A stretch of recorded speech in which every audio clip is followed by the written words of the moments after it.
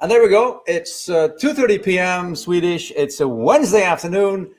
And you know what that means? It means Innovation Fika with me, Donnie, here live from Teknikringen 1 in Stockholm at KTH Innovation, KTH campus, but also broadcast on LinkedIn, on YouTube, and on Twitch. So hoping you're following us online. You might be watching this afterwards, but if you do, then of course you'll mix the live interaction. We have an incredible live audience here, just as usual. The room is filling up with people. Not quite, but it's filling up with people. We're getting there. We're getting there. In a year's time, we'll have we'll have to queue up to get in. Exactly. Anyway, my name is Donnie. I work here at KTH Innovation. And every Wednesday I go live, 2:30 p.m. Swedish with my Innovation Fika. Innovation coffee break. Just a 20-minute thing for you to have something to talk about over coffee at your workplace. Follow me on LinkedIn, by the way. I post almost daily on innovation, entrepreneurship, inspiration, and whatnot ever connected to that. Also on Instagram now. I'm back on Instagram on public demand. 3 people asked me. So the public demand. So anyway, without further ado, enough talk about me. You know what to do. Follow me. That's okay. But today, episode 28. We've done 28 episodes after today with not only dear friends, but incredible alumni, current super successful entrepreneurs, Theresia and Oytun. Please welcome into the studio. Bravo. Thank you so much. It's great to be. It's great to be here. Say hi. It's great to have you here. And I see you both brought your wonderful furry friend as well. Hi. Yeah, we're 3 core team members. So it's me, Oytun, and Axel. Is that Axel? Yeah. Oh, okay, Axel. Okay, cool. Anyway, welcome to my Innovation Fika. And as usual, let's just start by telling people who you are and what you do in a nutshell. Okay? Mm-hmm. All right. Go ahead. Okay. Theresia from Eatit. So we're the digital dietitian. If you're living in Sweden, you might have heard of Kry and Mindler. So we are the dietitian version of Mindler. Yeah. So we provide treatment for people with obesity and other kind of diagnosis online through our own platform. And we started out in KTH Innovation. So we are very thrilled to be back here. Yeah. Yes. Yeah. And Axel agrees. Axel agrees. Axel is especially happy to be back here as well at KTH Innovation. Digital dietitian, you said. I got that. And then you said for people with obesity and other diagnoses. Yeah. So are you focusing on that target group, or is it like, because you mentioned the others, Kry and the others. Yeah. They're more of maybe a broad service. Are you focusing on those target groups? Yeah, that's one of the biggest lessons actually that we've learned throughout the years, to start with a focus, start from there, and then start growing the offering when you have completed the deal or completed the offering for one path. So we are focusing only on obesity right now, but we have plans to expand on that as well, of course. Okay, we should probably be talking about your journey and everything like that, but just to say in where you are right now and what you're doing, I feel that obesity is something that we in Sweden feel that like everybody else has a problem with, but we don't. Yeah. But we do. We do. How big is the problem today in Sweden?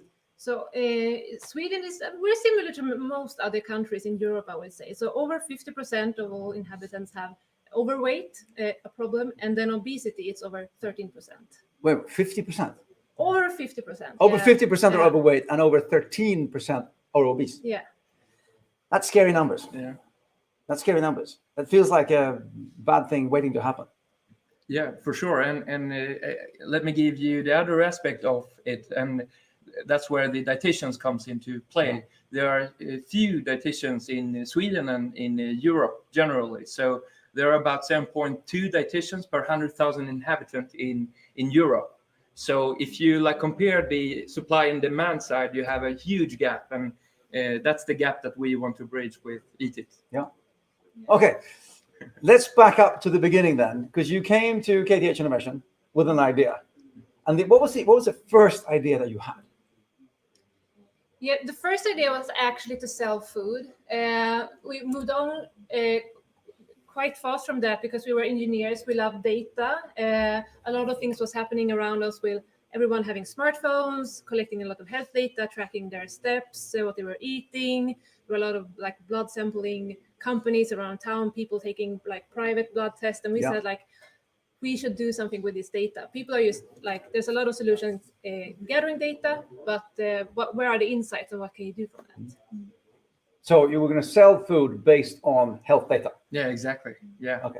So and even the step before that, like we have been pivoting a lot based on user insights, and that's like one of the number one philosophy that we have when creating our companies. So we started out with just delivering local produced food from farmers to consumers in Stockholm. And then we gathered insight and had these trends that Theresia were talking about with health data. And then we thought that, okay, let's deliver the food based on the health data. And that's where we got more techie, I would say. Yeah.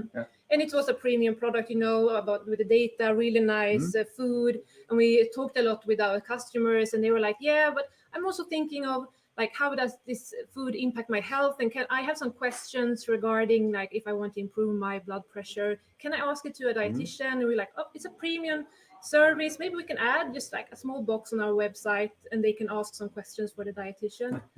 And damn it, there's something happened.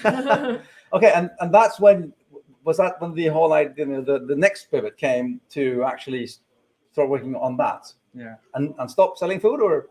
Yeah, exactly. And back to the discussion about focus. So then we figured out that let's not work with transportation and logistics back and forward from the farmers. They were very cute and very nice to us, but like that was too much of our work. So we started to disregard we canceled the food delivery and just focused on the delivery recommendations, health recommendations to the people. Yeah. Which sounds like it scales better as well. Yeah. I'd say as well. For sure. And that's actually, I like the story because if I just take out the genetic components, that you did something and then you just had this little box and then that took off, and then you were, you had the focus and the sense of mind to actually look at what was happening and go with that flow. That's another very, very famous story about Wrigley's chewing gum. No. The chewing gum extra. Yeah. Well, the story is that there was a guy, he was actually a door-to-door salesman of pots and cutlery and household appliances back in the 30s. And to come out as a better offer, he started like giving away this new thing, chewing gum. So, and it turned out that people kept phoning in and said, can you come back here? I don't want to buy anything. I just want the chewing gum. So then he started selling chewing gum instead, and that became, the Wrigley empire. So I love that story. Yeah. You're on a good way here. So, and tell me more about the whole sort of insight-driven development that you've had, because I know for a fact that I wasn't your business coach, but I met you a lot at the pre-incubator where you were there. Which year was that, by the way? Wow, that's a hard question. That's the hardest question. I think it was batch 5. Batch 5, something like that. Year, okay. Yeah, we're on batch. We just started batch 14 yesterday. Wow. Well, anyway, and I met you a lot in the corridor. 2017, maybe something like that. I remember you calling me in and said, "Hey, do this user interface survey with us now." So I've always appreciated you for very sort of insight-driven development. But tell me a bit more about the whole the process there. Yeah, we can start out. We have a lot of friends from KTH and other engineers to say, okay, I would quit my day-to-day job if I find an idea that I really, really believe in. And you heard it so many times, and like there's no idea that we believe in so much that we will quit our day-to-day job. It's only a way of working that we believe in. Yeah. You never find the perfect idea. So we always tried to develop our way of working and approaching the problem. So yeah, and how do we do that? The basic idea behind it is get out of the building, right? The classic thing that you hear a lot of times, and just talk with the customers. And to be honest, totally honest, we've done a lot of mistakes as well. And I think that's where it got into our DNA to really get feedback from the customers before we build too much or before we invest too much into stuff. And I mean, we are engineers, as I said, and we love building stuff. So we've done that already, and then we need to go backwards and redo stuff. And so the way we are approaching this is to make experiments, of course, have hypotheses based on the most critical assumptions that we have, and then we make experiments. And I think that's one of our strengths, actually, to find good experiments, because we have lots of lots of respect that it's very hard to find good experiments. So I mean, we've heard thousands of times, just do experiments, try your hypothesis, and go back and rebuild. But it's not that easy when you sit with a problem and you're like, what is a good experiment? So it's very complicated. So we have much respect for that process. But that's how we work, and we try to improve ourselves in that way. Yeah, and try to be. I mean, I can sometimes think for myself, like, what would a lazy person do? Like, a lazy person wouldn't spend 2 years in raising money, building putting 10,000 hours in building a product if you don't know if it will work. Like, you'll do the most basic thing, try it straight away, and always try to think, how can I make this faster, more simple, to save time? So try to have a lazy mindset. But the interesting to hear you talk about it, because you say a lot of things in that I find very important, and that I see that other people don't get. One is being prepared to look at what comes back, and the kill your darlings kind of thing. That, okay, it's not working. What can we do? The data says this. Let's change. I mean, you have to be. It's one thing measuring, but you have to be prepared to follow up on the results of those measurements. So I think that is also something I've seen that you do very, very well. I just have to comment on the thing that you say, we've made so many mistakes. And the thing is, you have to make mistakes to get it right. And if you get it right without making a mistake, you're lucky. And then you haven't done it right. Then it just sort of happened to press the right button. So good way of doing it, all the way. Totally. Yeah, I think the ambition should always be to learn from your mistakes. I mean, then it's a win-win situation. Like, either you have the right idea, do you try the right thing, or you learn a lot from it. Yeah. I mean, okay, what mistake haven't you learned from? Yeah, good thing, good. Or what mistake was hardest to learn from, if I can say that instead? Yeah, I mean, I can honestly say, building too much on a platform is a very expensive mistake that takes time, and it takes years. I mean, it's not that much expensive from money point of view, but from time point of view, it's very, very expensive to build too much without verifying stuff on the way. And we were lucky in the beginning, or we were good at making money from selling products to users, and doing some different kind of collaborations with other companies that paid us, etc. So we had money to build stuff, and then we built stuff, and we thought that, we know this already. And then we have a super nice application that we showed it to some experts, and they're like, this is MVP plus, what are you guys doing? This is perfect, you just go up with it. And then when we did, it showed that maybe this wasn't the best solution that we could bring to the table. So that was very, very expensive teaching for us. And where are you today? What's the status of Eatit today? What's going on? Tell me. Yeah, so we have over 500 patients that we're treating in our program. Have done our 2,000 appointments, and growing 10% each month. So, and you have. Are you a matching platform between dietitians and people, or are they yours, the dietitians? Exactly, they are ours. It's our platform, it's our dietitians, it's our treatment. So we're on a path on treating 100 million people by 2030. And we are building our own platform, and we are doing something unique in the dietitian obesity space in Sweden, where we started off with being the first subsidized offering in Sweden. So we can give subsidized care to obese people in Sweden.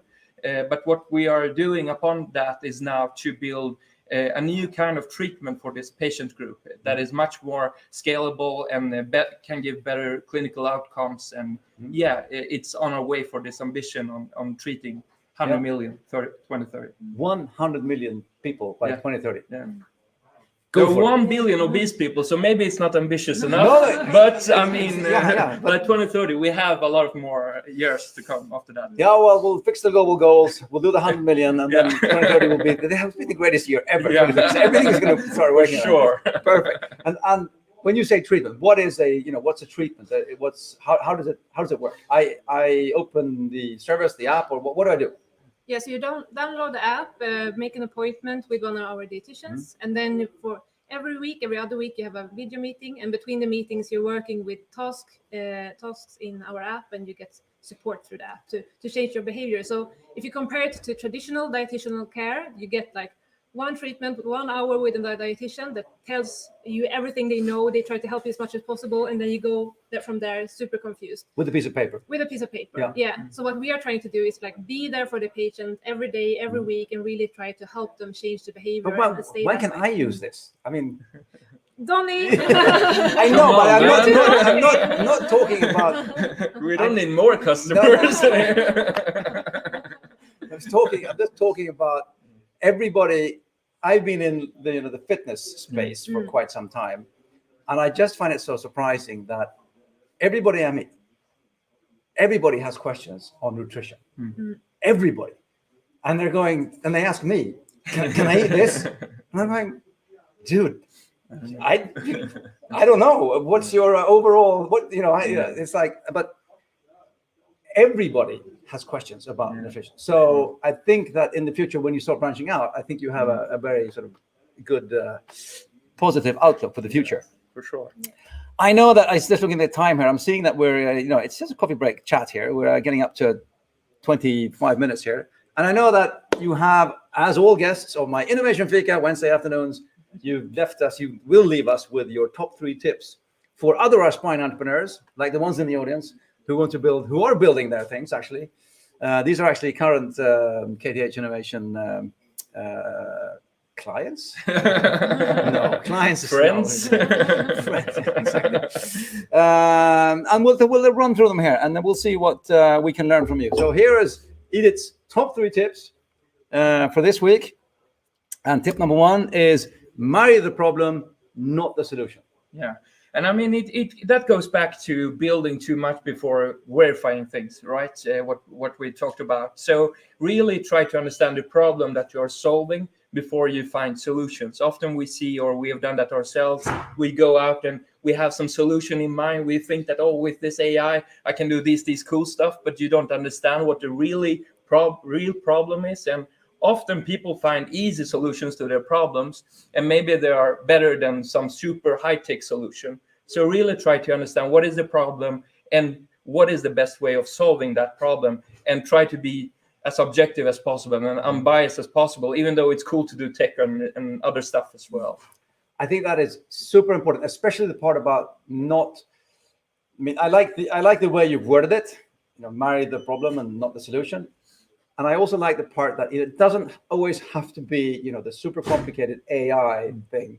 Sometimes you just need to sort of clear the table and say, okay, how do we fix this problem in the easiest, fastest way possible for the user that has the problem, and then see what that brings.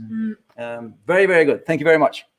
Tip number 2, teamwork makes the dream work.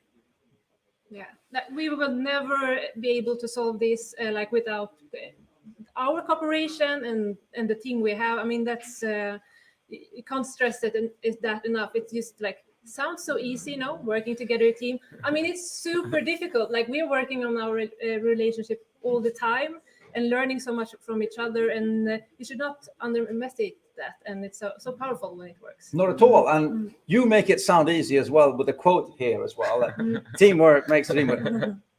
But we had a chat before we went live here about different cases, and I will say that in the process, we meet people. We meet up to 400 new ideas per year, right? So it's a lot, over 1,000 people that we meet, because there's always a team around the idea. First, in the beginning, it's usually tech validation that doesn't work. Tech didn't work, or they couldn't make it work, or something like that. But if you take it 1 or 2 years down the line, it is always team that makes it break. If it breaks, it's always team. And so don't underestimate it. How do you keep working on it though? Because you haven't had like pink Yeah. glasses and a road of roses all the way, right? It's been has had some trouble as well. Yeah. How have you made it work? Like I think one strength is that both of us have like had like extra jobs when we were growing up. We were studying, being in different NGOs, in different theater groups or whatever, like practicing. So if you have a team member that have been doing those things, like just hooray it and cherish that, because it's really important, even if it's just like working at McDonald's and working that way. And otherwise, we try to like lift the problem as soon as it's rising, so it doesn't like you are thinking about it for weeks and weeks and something is growing. And I mean, it's really tough. You're always so stressed. You want to work a lot. Like, shall we go aside, take a coffee? But yeah. I mean, I can just add that it's hard. It's maybe harder than building a product, or it's probably more harder than building a product. And then you change so much during the years as well, and you learn stuff. And hopefully, you find like like you can lay the puzzle together, and then you find where you complete each other, and then you like get in this like good balance together with your teammates. But I mean, another aspect of this is that I meet a lot of people that think that they can do stuff alone as well, single. And I mean, no way. I think it's very, very hard if you want to sustain your business. You can't really do it alone, I would say. No any business, successful business, is a one-person show. Exactly. No matter what the myth of the lone entrepreneur wants to try and teach us, that's not true. It's always a team. There's always a bunch of people doing great stuff. Yeah, for sure. So work the team. And tip number 3 from Eatit is one thing at a time, prioritize. Giving us some hard tips here. It's so hard. Yeah, and it's back to focus. It's so hard, and that's why it's good to be 2 or more to remind each other that we have to focus and we shouldn't do too much at a time. And then like what helps us a lot is to just write up on a whiteboard everything that we have, every projects that we have ongoing, and then we're like, God damn, this is too much for 2 people or even for the whole team to handle. Let's like prioritize these top 3 projects or things that we have ongoing, and then we just work with them. So you have to remind yourself all the time. And we have 3 focuses, like one for 3 months, one for the week, and one for today. So always like asking each other, like, what is the focus for today? What is the focus for today? And or the week. So otherwise we would drift away. I mean, there's so many important things happening all the time. But so that's, I mean, sometime maybe we'll come up to the level of having focus for 1 year, but that's too far for us now. So like everything is changing. So 3 months, 1 week, 1 day. The thing is, in 2030, when you have treated 100 million people will say, these like 2 KTH people, they just built like an app, and then they had this kind of thing. It was so simple. And it was so simple, and everything just worked. And they'll so. completely disregard the 15 years of hard work. And they will also disregard the 3 tips you gave us. They are amongst the hardest thing of all that we see day after day here. So I'm super grateful for you coming here today and joining my Innovation Fika, this coffee break. And I'm really grateful for these top 3 tips. So really good. And I wish you all the best of luck. Just want to add something. Go ahead. Yes, we're looking for developers and other KTH students and researchers. So if you haven't started your own company yet, or maybe you've started your company and then you want to try out something else, get in touch with us at hi@eatitcare.com. Very good. And I will add something as well. Please. If you or anybody you know are in a risk group who could be treated by this service, I will say, just give them a tip that this can help them, because it's actually a good thing for the world. Yes. For sure. So thank you very much. Awesome. Thank you, everyone. And I'll see you next week, 2:30 p.m. Swedish Innovation Fika. Hej då allihopa. Hej.